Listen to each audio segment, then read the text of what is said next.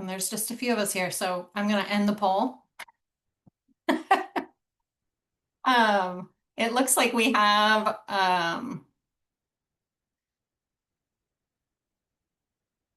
people calling in mostly from Pierce and Thurston. I myself am in Snohomish County, and I know we have one Whatcom representative. Washington Farmland Trust is an all remote organization. Um, and in terms of what you're most interested in learning this evening, it looks like there's an interest in learning more details about the farm property and more about the agricultural conservation easement. And so you are in luck because we have plans to talk about both of those things and then take some time to have some good conversation.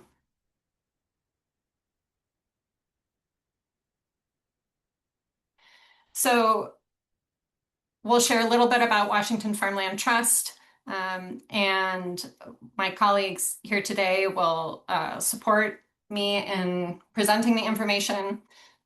We'll talk about Ford Farm, the sale process, agricultural conservation easements generally, and as it relates to Ford Farm, and then what it's like to work with a land trust. And so we'll do that all in about 25 minutes and leave about the same amount of time for a question and answer session at the end. I'll ask if you do have questions while we're presenting to just drop them in the chat or write them down and save them, and we'll ask them at the very end.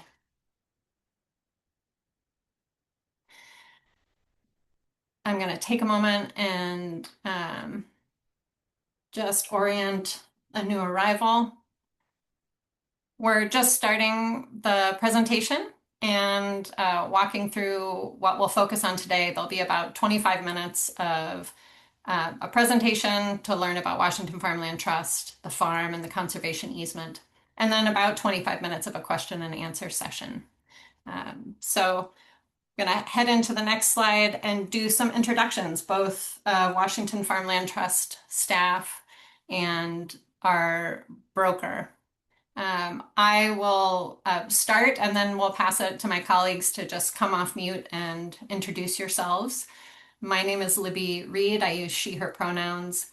I'm the stewardship manager, conservation easement stewardship manager. I've been with the trust about 3 years and a couple of months, and I'm calling in from Monroe, Washington. I'll pass it to whoever would like to jump in next.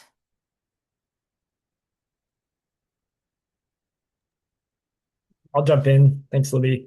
My name's Robin Fay. I use he, him pronouns. I'm based in Bellingham, Washington, up in Whatcom County. Been with the trust about 11 years. And yeah, I've had a little bit of a cough recently, so I'll try and keep it together and not lose my voice. Good to see you all. And I'm Nicole Warren, also a stewardship manager at the trust, but primarily I manage the properties that we own, including the Ford property that we'll be talking about tonight. And just to say, we had another colleague who was going to be joining us, but will not be with us tonight, even though Nyla's lovely photo is here. Oh, and I can just say, just to repeat what everyone else did, she, her pronouns are great. And I am based in Olympia. I've been with the trust for about 4 years. And Teresa, I'm going to move to the next slide and would love for you to do an introduction as well. Sure. I'm Teresa Patton with CBRE. I've worked there for a long time, and I've worked with the trust for many years, maybe since 2009 or so. Lindsay Smart is my colleague. She's not on the call tonight, but we're both well versed in agricultural ground and look forward to any questions. Thanks, Teresa. Mm-hmm. So this next slide gets us into the meat of our presentation. Robin, I think you're gonna step in for this slide and the next one to talk a little bit about Washington Farmland Trust. Yeah, thank you. I think I might be passing it off to Nicole after this and then coming back a little bit later, but I am I'm happy to talk about this this slide and really just trying to orient folks to Washington Farmland Trust. Washington Farmland Trust is a 501c3 nonprofit land trust, which means that we work using primarily public grant funds that we apply to conserve working farmland and ensure it remains farmland into the future. Our core programs, which are named here, include conservation, stewardship, and farm to farmer. I'll talk a little bit about each of them and then how they fit together. Conservation is our work to identify high priority land conservation opportunities, high priority farmland, and work with existing landowners to secure grant funding and purchase conservation easements that protect that farmland from development. That's kind of the core of our conservation work.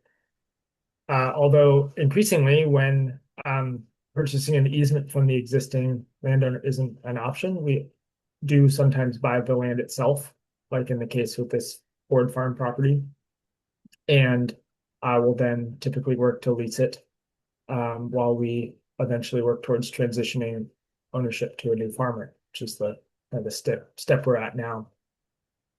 Our stewardship program is our work, everything that comes after conservation, and those two really go hand in hand. Once land has been conserved, the stewardship is our work partnering with those landowners to ensure the land we've conserved stays protected.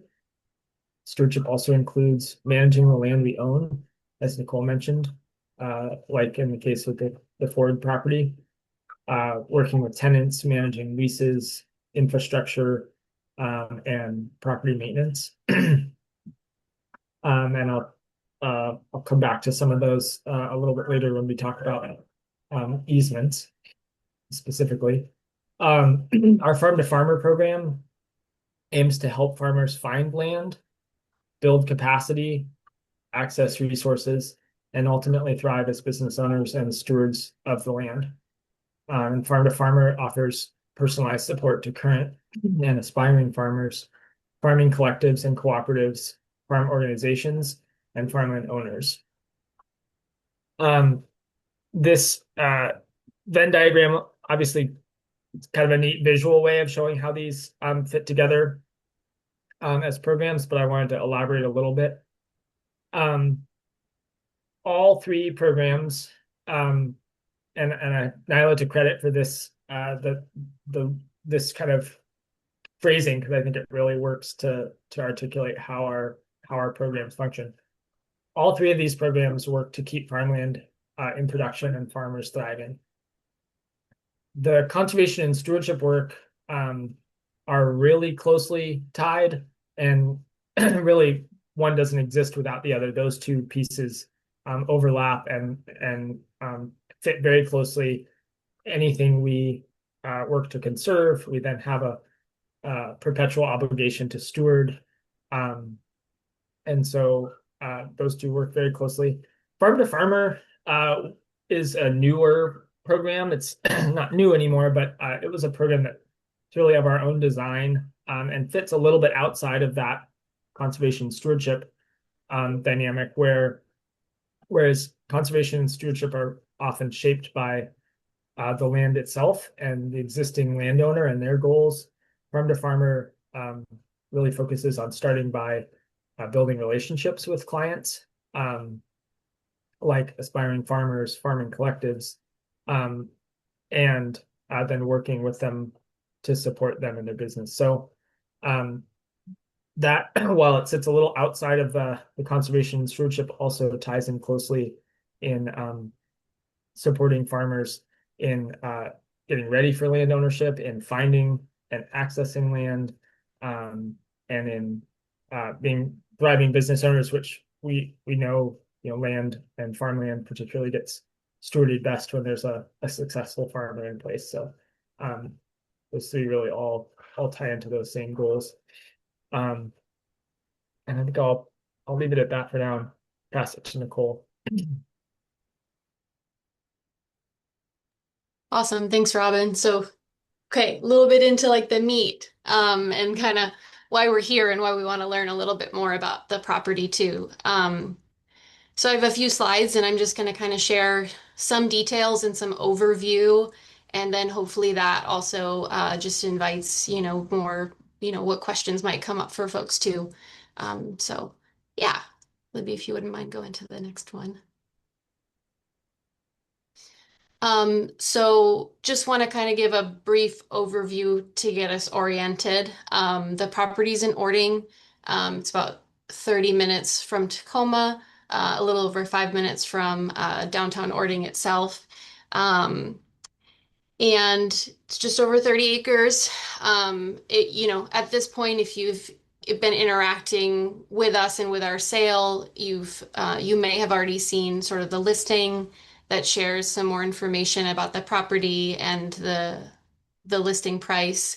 And then kind of speaks just a little bit. We're gonna talk about that a little bit more, but the property does have a conservation easement on it that's been in place since 2017.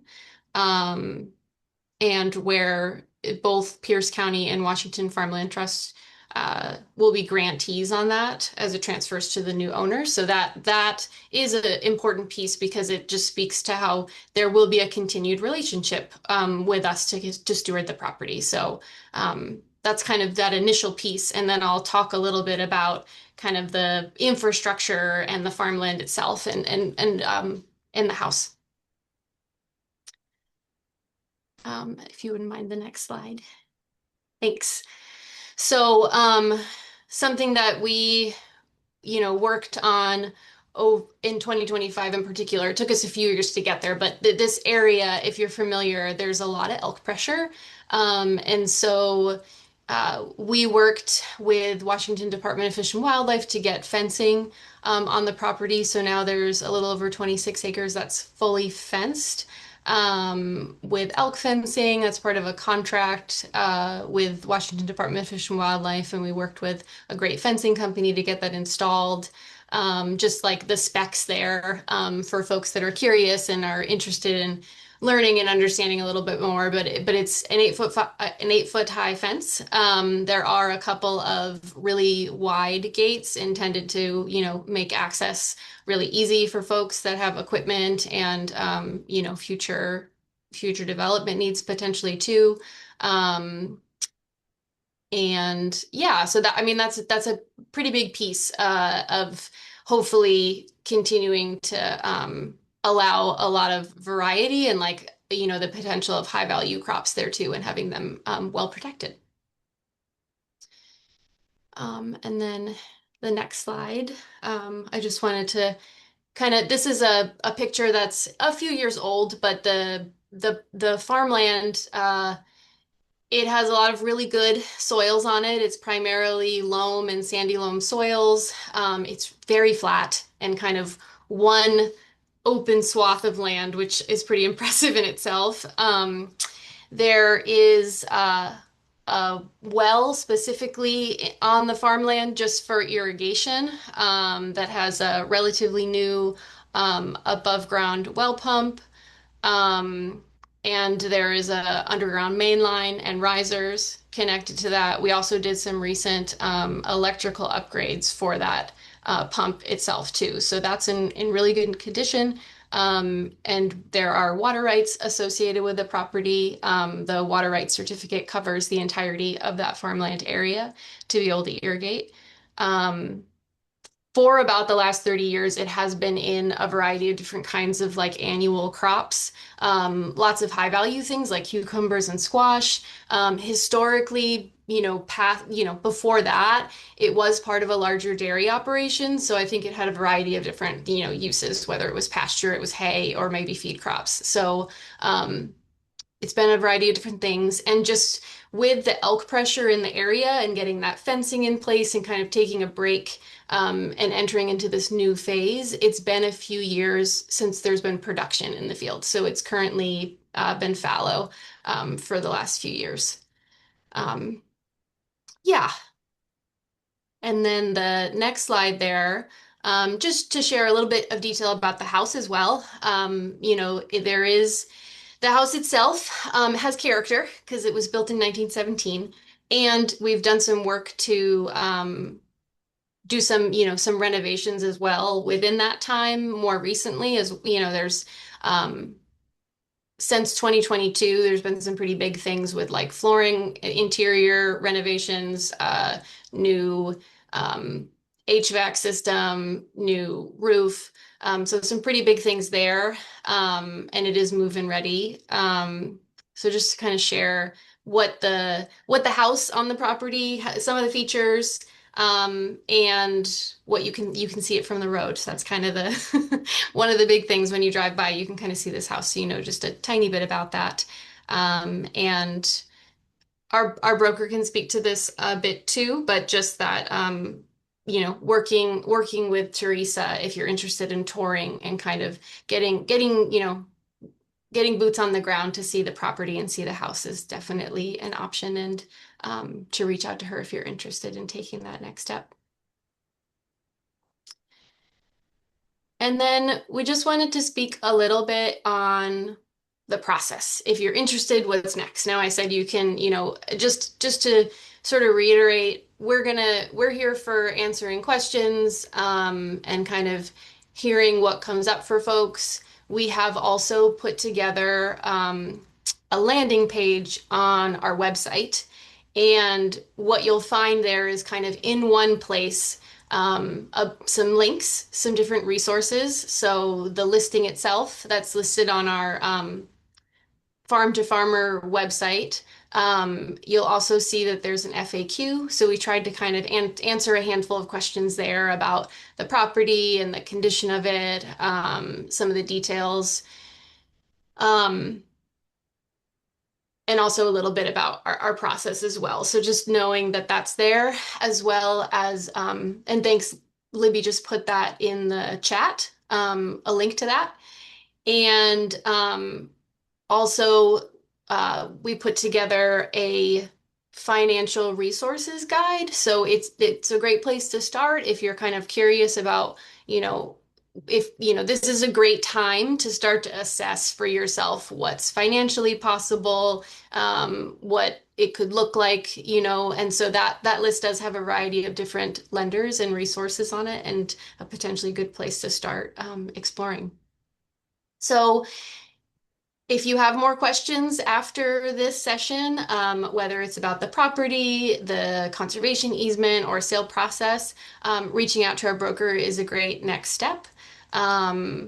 Working, to get questions answered, to submit an offer, or kind of start to explore that process and what that would look like. And if you are interested, our broker will provide a link to an application that we created.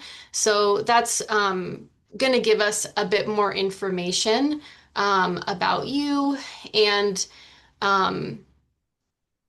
we are, just to speak a little bit about that process itself, where we are committed to kind of undergoing a process where we are interested in prioritizing the sale, to farmers, also collective groups of farmers or a farming entity, and that, to learn more about, you and who you are and where you're at in being, where you're at in your farming journey. This property being the size of it is, we're really hoping to find someone who can bring it back into production and steward the property. So the application, it will collect some information about who you are, a little bit about like your farm business production, asking some questions a little bit about like what financing might look like for you, what kind of experience you have maybe with land management, and where you're located. So that will help us understand a little bit about you. And we are going to kind of look at that and both evaluate internally offers that we get using that information. So just to kind of speak a little bit to that process of what the farmland trust, is finding the right fit and what that might look like, and the right buyer, and that we will have a relationship with the easement to continue to steward it. So, and we'll kind of segue into that a little bit and kind of talk about the easement and what it's like working with us.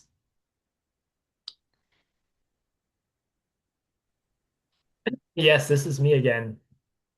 And you can go ahead to the next slide, Libby. Thank you. Okay, so this information can be dry at best and even boring. But despite that,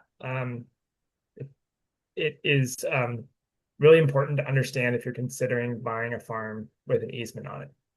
So it can be pretty technical, but I want to present it in the clearest way possible, and really welcome any questions when we get to the Q&A that could help make it clearer. Again, it can be a little bit of a slog sometimes, but really important to focus on if you're seriously considering a farm like this that has an easement on it. Conservation easements are a really important part of how we do our work as a land trust. They are a legally binding agreement between the landowner and the land conservation organization who holds that easement. And as Nicole mentioned, in this case, Pierce County has been holding that easement while we have owned the land. And once we sell the property and transfer ownership of the farm to a farmer, Washington Farmland Trust will then step into that primary role as easement holder. And as Nicole also mentioned, the county will still be a party to that easement. They've funded it in part, and we can answer questions about how that works later if they're of interest to people. But Washington Farmland Trust will step into that primary role, working with the landowner to uphold the terms of the easement. Conservation easements, including this one, outline restrictions for how the property can be used. They are permanent, they're recorded on title and run with the land in perpetuity. They also outline roles for the landowner and for the land trust, who each have responsibilities for ensuring that the terms of the easement are upheld. For example, an easement might restrict where future infrastructure can be built, and the easement will talk not only about what is allowed and what isn't allowed, but it might outline that for certain types of new infrastructure, the landowner needs to seek permission from the land trust to be able to build that new infrastructure. Whereas in other cases, they may just need to notify the land trust. And those roles will be outlined clearly when the landowner has a responsibility to talk to the land trust, when the land trust has a responsibility to work with the landowner, and how to ensure that partnership is working. Easements also create some opportunities. Land trusts can be valuable partners. We work really hard to go beyond just that kind of obligation to steward the easement and uphold those terms, to be a partner to the farmers we work with, who adds value, who can connect farmers to resources or technical assistance, which Libby will get into a little bit on the next slide. And to be a resource to the landowners we work with.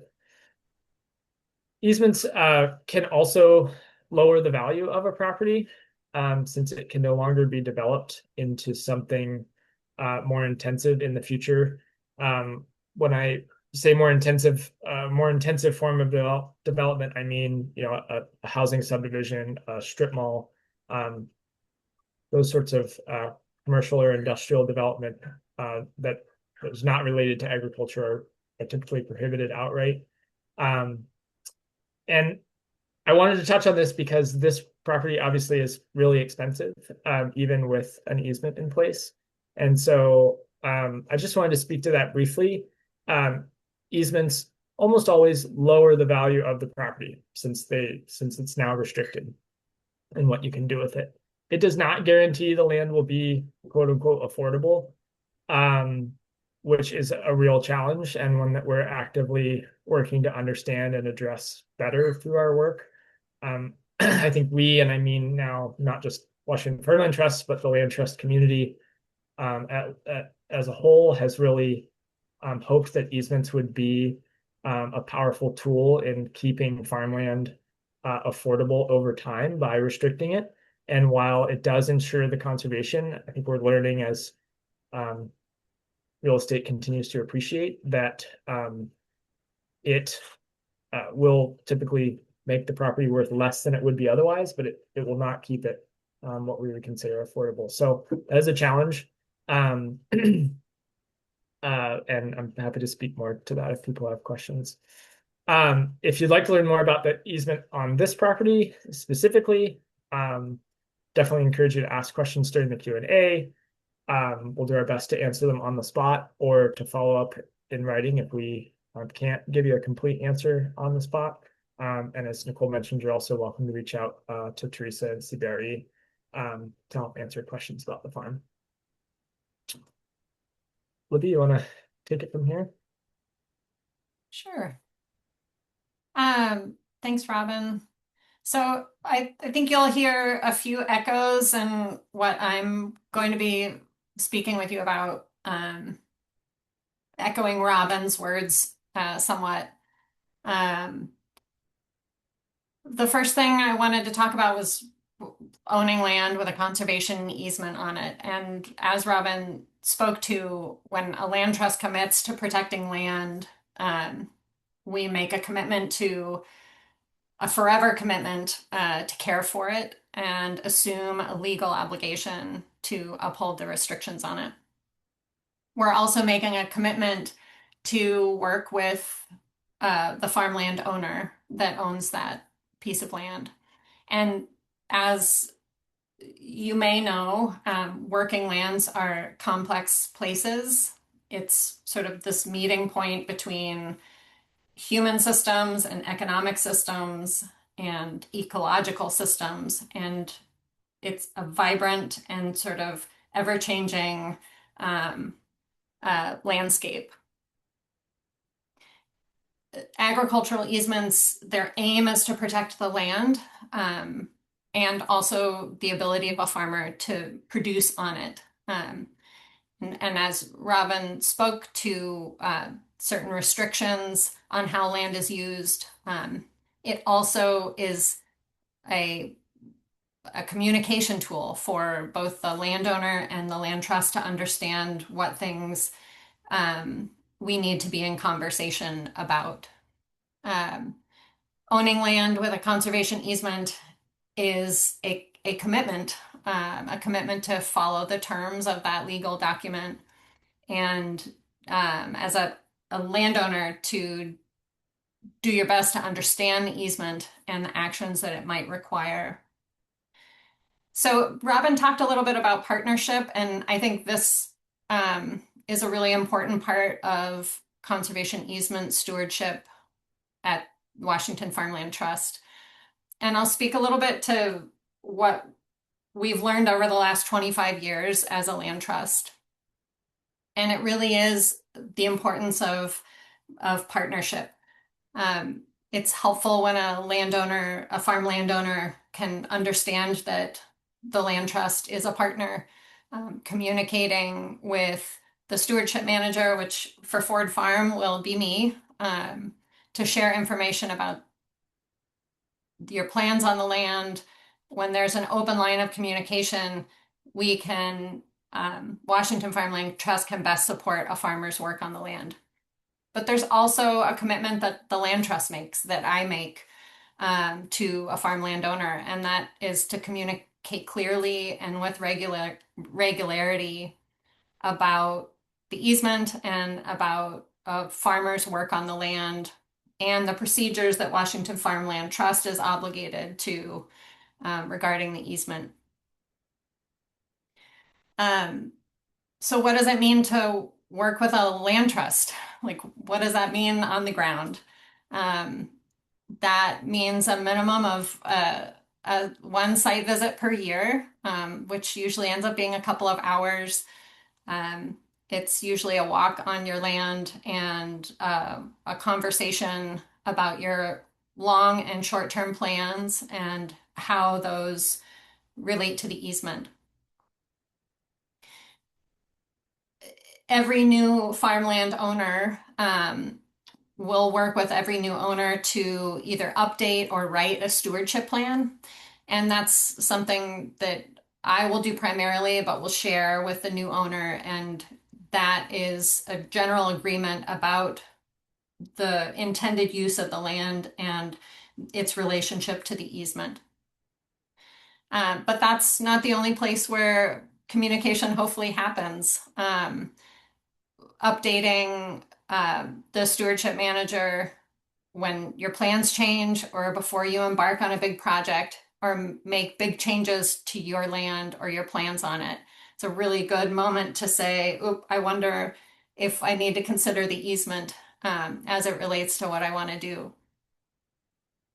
The communication, the conservation easement is a legal document. And the communication requirements that are outlined in the easement are, I see them as guides. Really, they're tools meant to inform both the land trust and the farmland owner about what's happening on the land.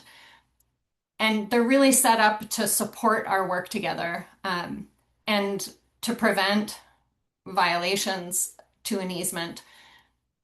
Ignoring an easement or making assumptions about what it does or does not allow for can be costly to a farmland owner. And our work with farmland owners is really an attempt to help us together navigate successfully following the guidelines of the easement.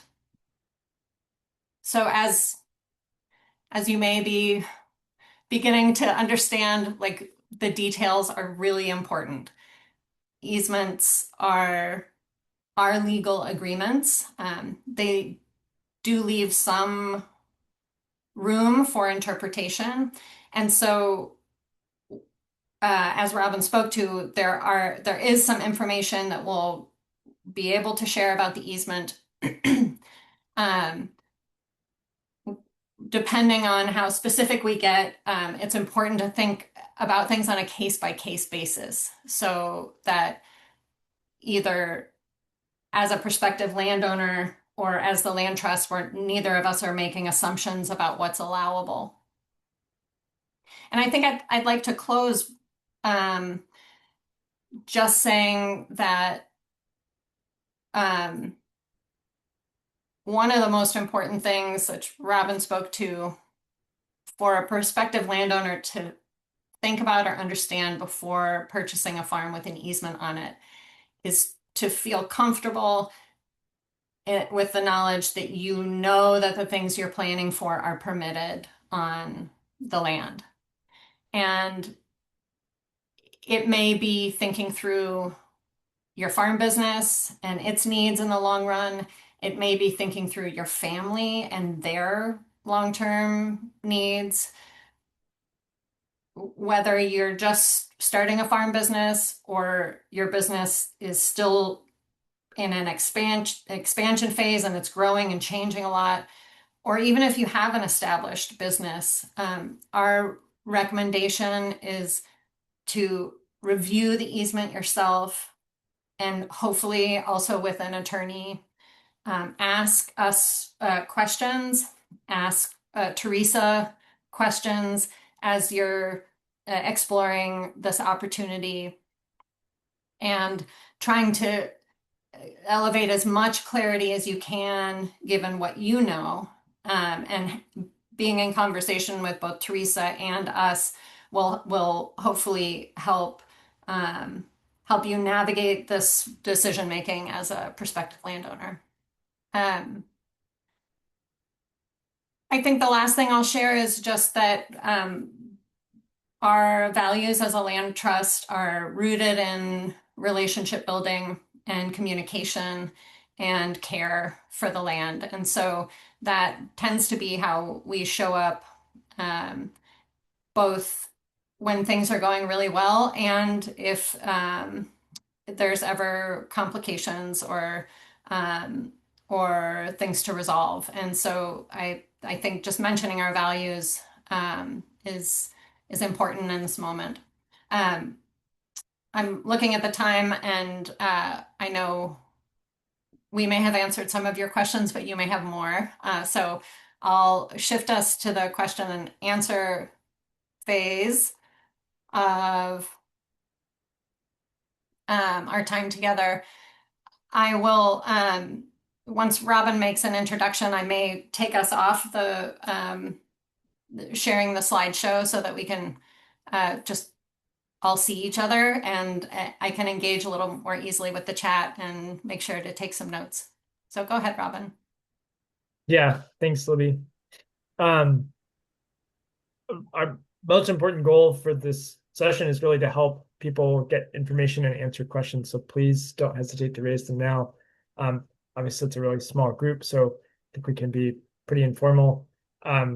Just hop off mute and ask your question, or drop questions in the chat if you would prefer.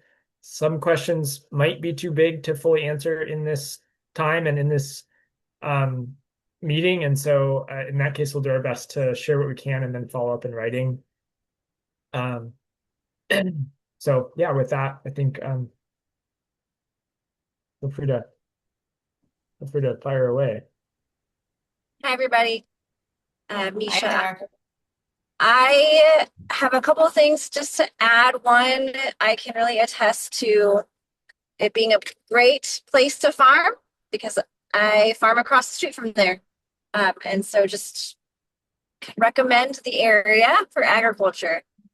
The other thing is I can really recommend working with Washington Farmland Trust because our farm also has a conservation easement and we have found it to be very easy.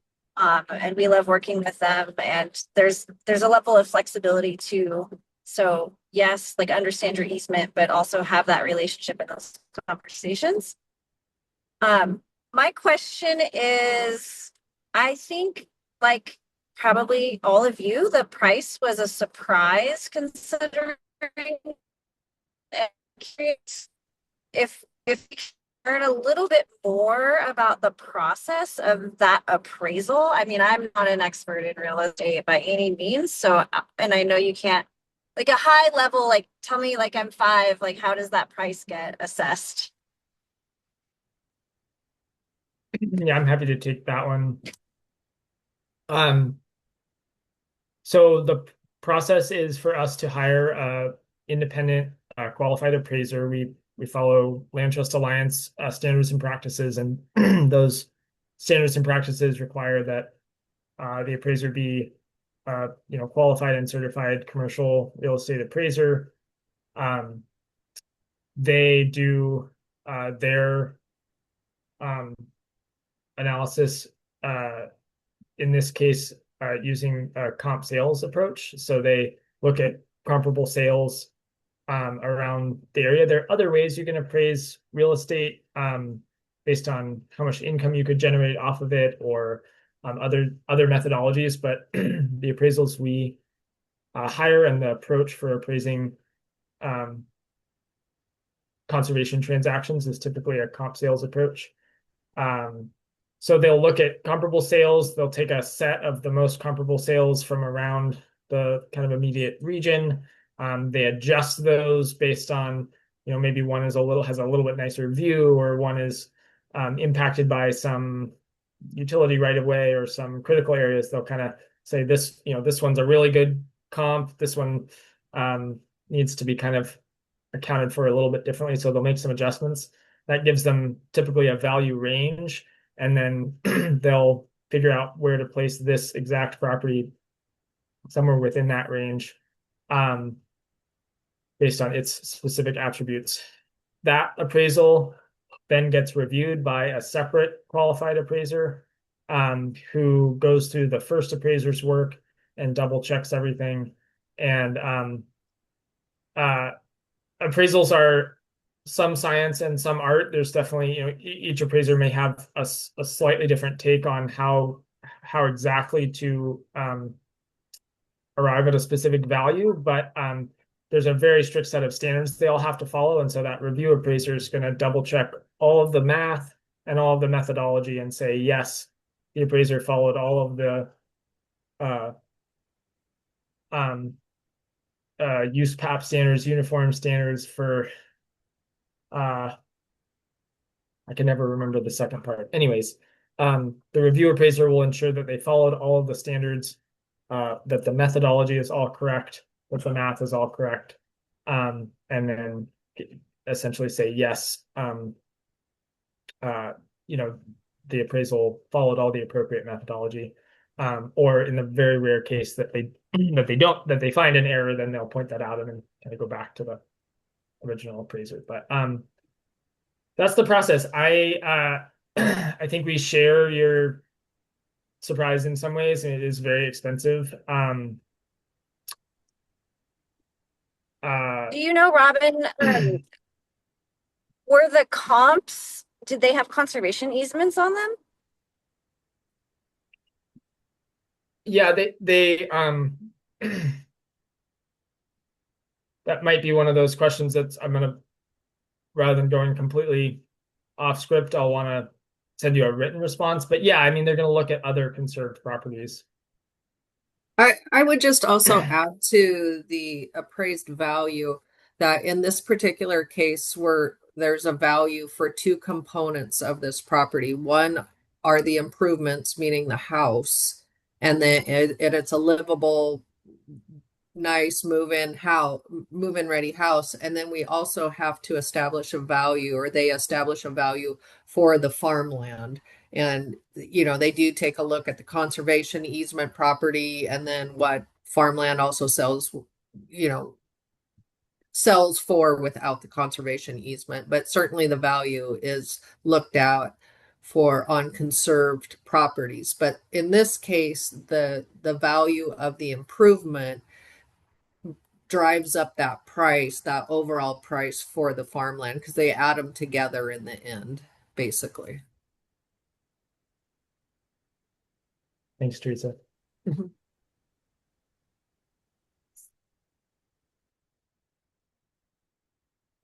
I will add, I don't know if this is helpful, but I think it's one of those things we sort of take for granted living in the land trust world, but I think it's worth saying out loud.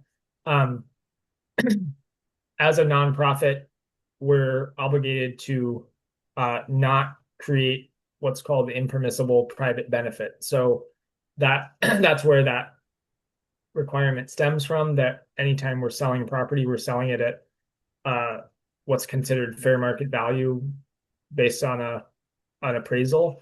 So that's always going to be our the kind of process we have to follow and our starting point. I just put that out there because I think in other cases people have asked, like, well, why didn't you just set your own price that you thought was, reasonable and or affordable?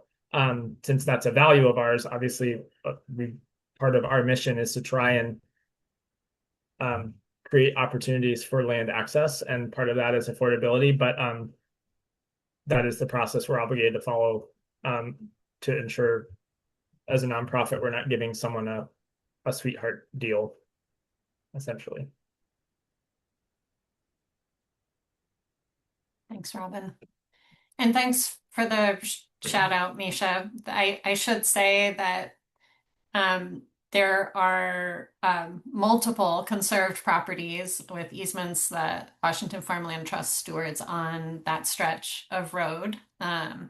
And so Misha and Andrew are not the only ones um, who will be your neighbors, and also who are who live on and work on conserved lands. So thanks for that. And Vicky, it looked like you had a question.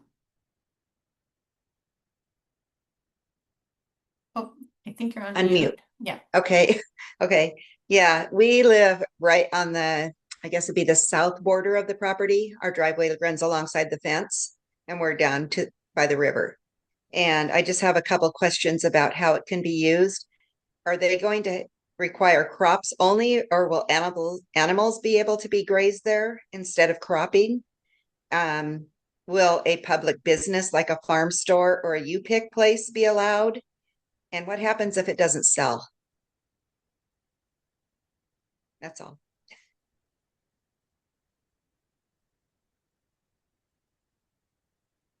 Did you hear it? Oh, Robin, you Sorry, wanted to. Nicole, I was curious if you wanted to take the first two parts of that, and I'm happy to take the last one if you want to pitch it back to me or not. Yeah, I might tag team a little bit on things because I think I was maybe gonna for the second one maybe ping you, Libby, to just talk about like what's permissible in the easement a little bit and how we might interpret a farm store. Um, and maybe too, just thinking about like the easement doesn't dictate itself like the type of farming that can happen. So there's a lot of possibility there in terms of what type of operation or what the land can be used for. Something that is unique about this property right now is that we worked with Washington Department of Fish and Wildlife to put the elk fencing up on the just about 27 acres that's fully fenced. And part of the reason we received that funding was because it had been in high value, like annual cropping for many years. And that allowed us to qualify for that state funding. And so because of that and the contract agreement that we have with Washington Department of Fish and Wildlife to upkeep and maintain that fence for the life of the contract, which is 25 years, it expires in 2049. It would be a bit of like you also have a partnership and working relationship with them as well. And what is required within that fencing is some type of high value cropping, but it can be like a combination. So there could be also livestock or some mix of things. And if there's more specific questions about that, like that's something that would probably be great to have maybe a one-on-one conversation with, and I can try to answer more specific. But I think that's a good like just general overview. And then Libby and Robin, if you have anything more to add about the easement component of what that looks like, please jump in. And then I think similarly, just with the easement, what's permissible in terms of, we don't restrict things like, as maybe I might ping it to my colleagues because I think I just want to make sure I answer this really well in terms of like what we sort of allow or where our role is when it comes to something like someone putting a farm store on the property. Yeah. Can I tag one of you all? Sure. Yeah, I'll do my best. I appreciate the question. I think as I referenced, it's sort of the details really matter. And to Misha's response in the chat, some ag activities are regulated at the county level. For example, I think the thing that becomes really important when you think about uses on the land itself is what structures or improvements would be needed to make that a reality, and are those allowable with regards to the easement. And that is also an intersection of maybe county code and the easement itself. And so there is nothing, there doesn't appear to be anything that would outwardly restrict that kind of use. But again, it's all how it might happen. So it's not again, if you want to sort of walk through specific scenarios with us, we'd be happy to do that with you to kind of help you understand. And Robin, I'll pass it to you. Yeah, I was just gonna try and answer that third question, which was what happens if it doesn't sell. I think there are probably a couple scenarios. We don't have a template for this. This is our first time through this process in this particular way. We've sold property before, but have not been through this process of really soliciting. Typically, properties we've sold in the past have had an existing tenant who was interested in being the buyer. So this is our first time through this process. If we did not receive any offers at the asking price from someone who met our, the criteria that we're looking for in a farmer, someone who could buy the property and put it into production, it does. I think it speaks to what. I think it would be an opportunity for us to go back and revisit the asking price and the appraisal. As I mentioned, a fair market value appraisal has to be our starting point. But if like with any other real estate, if you list it at a given price and you don't get any offers, then you have to reconsider. You have to reconsider what you're asking.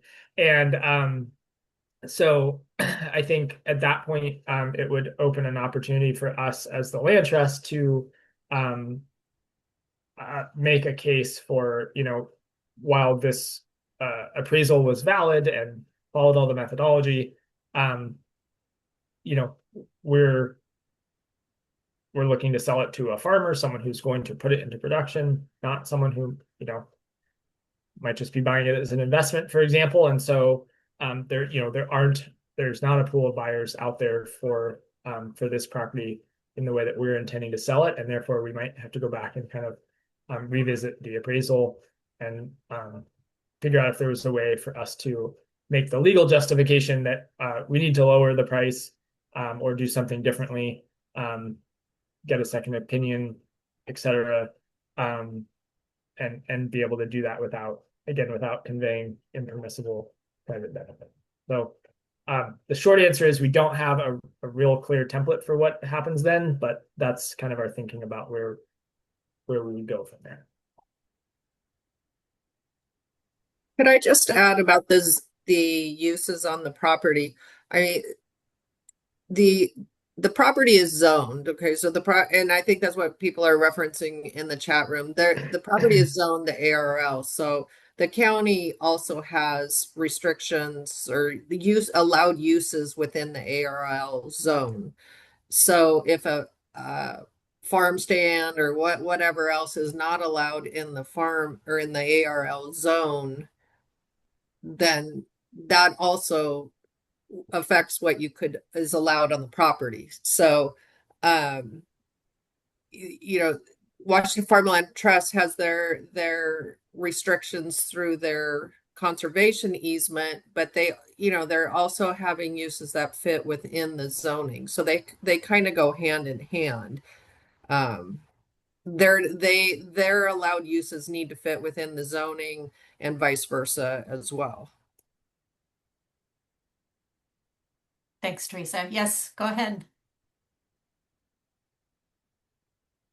Okay. I just have one last question. Is there a possibility that they would separate the house from the property and sell them separately? Or is that not allowed?